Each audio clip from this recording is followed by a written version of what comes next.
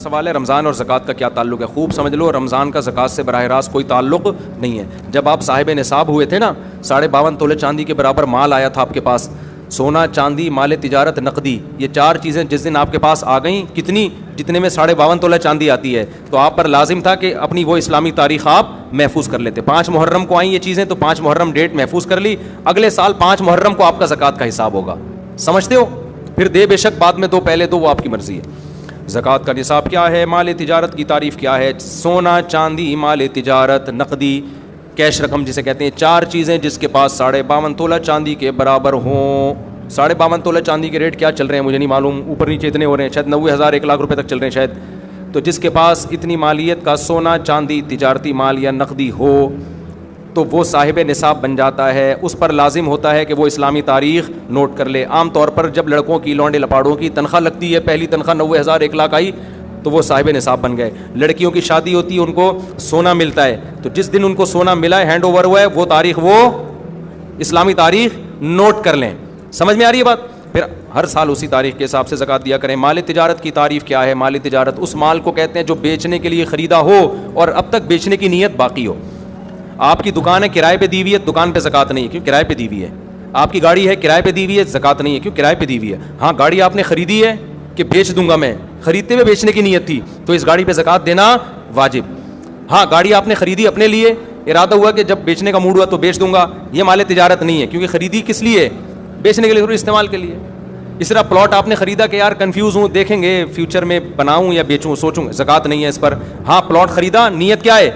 بیچوں گا، اس پہ زکوٰۃ واجب ہے۔ سمجھتے ہو کہ نہیں سمجھتے ہو؟ زکوٰۃ کن لوگوں کو دی جا سکتی ہے؟ زکوٰۃ ان لوگوں کو دی جا سکتی ہے، اتنا کافی ہے۔ سمجھتے ہو؟ غریبوں، غریب ہونے کے لیے کیا ہے کہ 5 چیزیں، 4 چیزیں تو وہی جو زکوٰۃ والی ہیں، سونا، چاندی، مال تجارت اور کیش، اور 5ویں چیز ہے ضرورت سے زائد سامان۔ ایک آدمی کے پاس ضرورت سے زائد سامان ہے، ضرورت سے زائد سامان اس کو کہتے ہیں پورے سال استعمال ہی نہیں ہو رہا۔ گھر میں ڈنر سیٹ پڑا ہوا ہے، پورا سال استعمال نہیں ہوتا۔ پلاٹ پڑا ہوا ہے، نہ رینٹ پہ دیا ہوا ہے، نہ کھیتی باڑی کر رہا ہے اور نہ خود رہتا ہے اس میں، تو وہ پراپرٹی بھی ضرورت سے زائد ہے، اس میں پورا سال گزرنا بھی ضروری نہیں ہے۔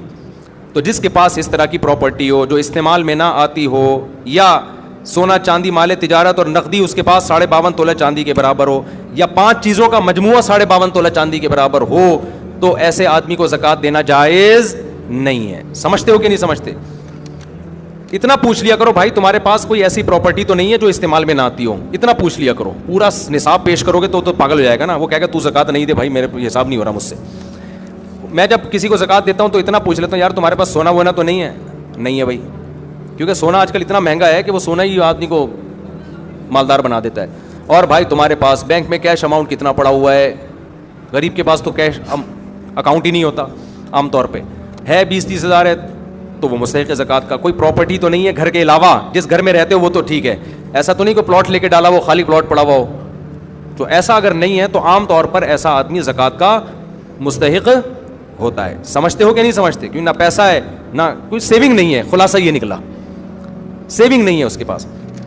اچھا میرے بھائی، عشر کیا ہے؟ کتنی آمدنی پر ہے؟ عشر کہتے ہیں زمین کی پیداوار، تو زمین جو کھیتی باڑی کرتے ہیں ان کے جب بھی کھیتی کٹے گی اس میں سے 20واں حصہ یعنی 5% ان کو اللہ کے راستے میں صدقہ کرنا پڑے گا۔